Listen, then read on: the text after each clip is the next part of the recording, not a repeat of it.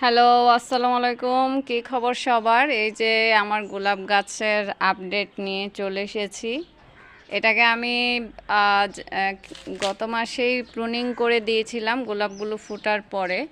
এখন এই যে প্রত্যেকটা ডালেই কুশি এসেছিল, আমি এটা এই যে কেটে দিয়েছি সবগুলো, কারণ আমি এবছর এই গাছ থেকে আর ফুল নেব না। এই যে এখন ফুলের সাইজ কিন্তু ছোটো হয়ে গেছে, তো আমি এই ডালাগুলো আসলে কেটে দিব এখন।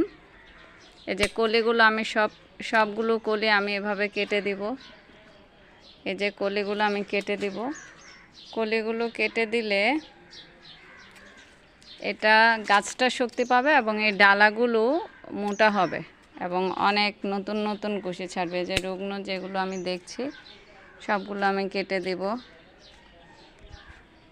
আসলে অনেক দিন ধরে আমার এই গাছগুলোর কোনো যত্ন নেওয়া হয় না। আগে আমি প্রচুর গাছের যত্ন নিতাম, আর একটা সময় ছিল যে প্রচুর ছবি বা ভিডিও আপলোড করতাম। যে সময় থেকে আমি গাছের যত্ন নিই, সেই সময় থেকে যদি আমি একটা পেজ খুলে আমি এটাকে পরিচালনা করতাম, পেজে নিয়মিত ভিডিও আপলোড দিতাম, এতদিনে আমার পেজ অনেক ভালো জায়গায় পৌঁছায় যেত।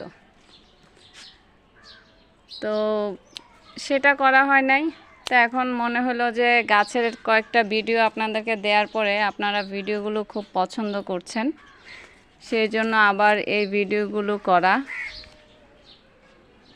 টুকিটাকি আসলে নিজের অভিজ্ঞতা, কিছু মানুষের পরামর্শ, সব কিছু মিলিয়ে এই যে সবগুলোই আমি প্রুনিং করে দিয়েছি। প্রুনিং